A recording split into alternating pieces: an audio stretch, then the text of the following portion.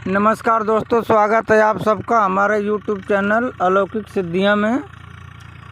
आज मैं आप सभी लोगों को एक बहुत ही मज़ेदार साधना बताऊंगा। 3 दिन की साधना है। ये साधना घर के अंदर करने वाली साधना नहीं है, बाहर ही करना है इसे।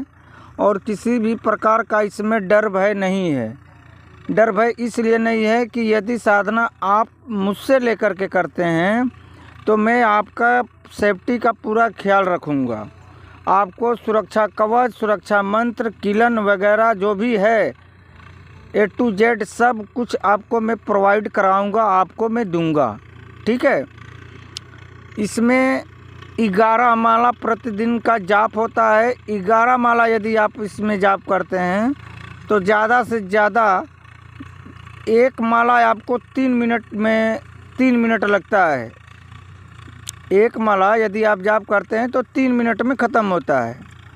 तो 3 दावा के 30 और 31 यानी कुल मिलाकर के आपको 35 से 40 मिनट इसमें लगेगा। ये रात्रि को 10 बजे से लेकर के 12 बजे के बीच में की जाने वाली साधना है। और ये साधना आप जंगल में कहीं देख लीजिए, कोई पुराना बबूल का पेड़ हो, वहीं पे करनी है इस साधना को। इसमें ऐसा कुछ नहीं है कि आप शौच करने जाएंगे, उसका पानी उसमें गिराएंगे तो वो हा हू करते प्रकट होगा तो आप डर के भाग जाएंगे, ऐसा कहीं कुछ नहीं है। इसमें आपको बेकायदा भूत डामर यंत्र आपको दिया जाएगा, प्राण प्रतिष्ठा युक्त हकीक की माला दी जाएगी, प्राण प्रतिष्ठा युक्त।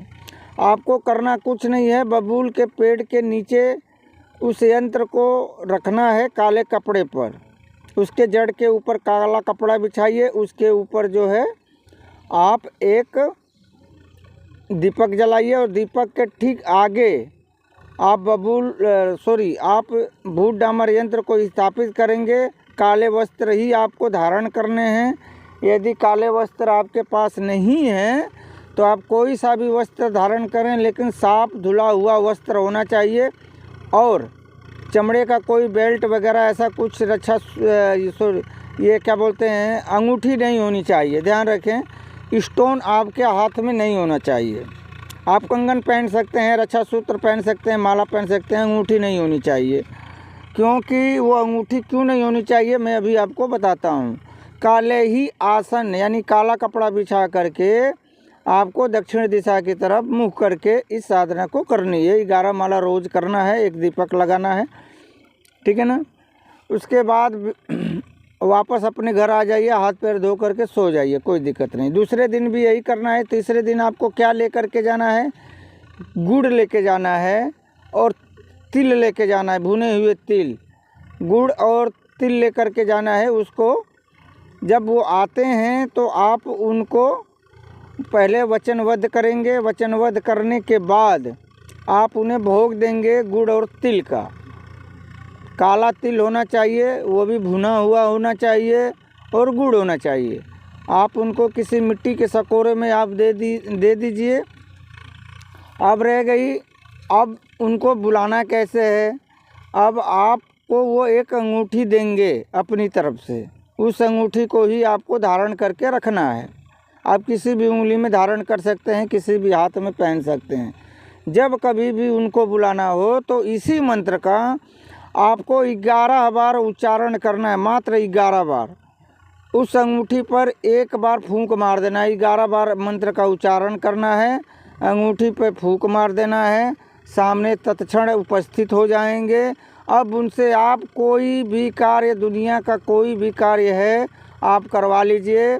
किसी को भूत प्रेत पकड़ा है उसके बारे में जानकारी ले लीजिए। किसी का भूत भविष्य का लोचा लफड़ा चल रहा है उसके बारे में जानकारी ले लीजिए।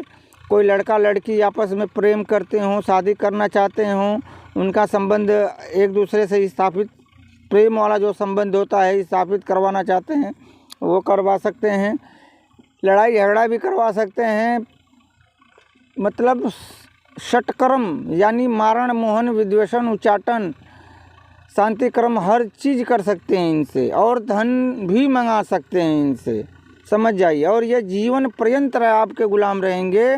बिना चूं चाँ किए आपका हर कार्य करेंगे। और इनको महीने में जो एकादशी पड़ती है, महीने में एकादशी अथवा अमावस्या के दिन गुड़ और तिल का ही इनको आप भोग दे दीजिए। 100 काम आप करवाइए, लेकिन अमावस्या अथवा एकादशी के दिन इनको गुड़ और तिल का जो है कि आपको भोग देना पड़ेगा।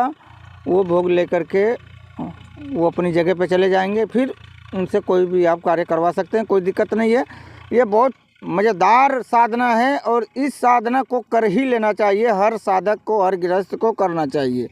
ये कोई ऐसी कोई साधना नहीं है कि उसमें डरावना हो, कोई एकदम हाथी जैसा मुंह खोल करके आएगा और आपको घूंट लेगा।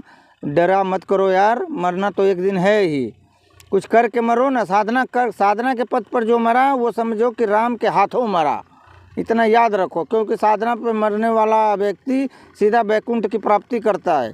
साधना में एक ही बात होता है, जैसे जवान होते हैं ना, सीमा पे जवान, उनका एक ही उद्घोष, एक ही नारा होता है, या तो कर जाएंगे या तो मर जाएंगे।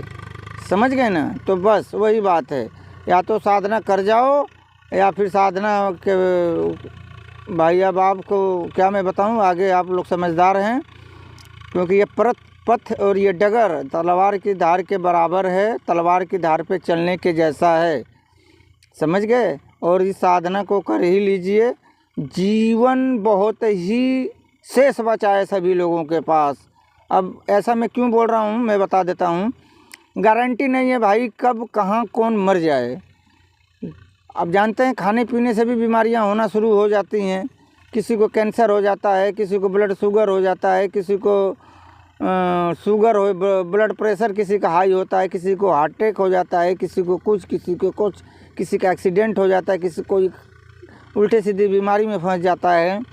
परिवार बेचारा टुकुर टुकुर देखता रहता है कि कब क्या होगा, कैसे होगा। कमाने वाला एक था वो भी चला गया, वो भी इस स्थिति में पहुंच गया।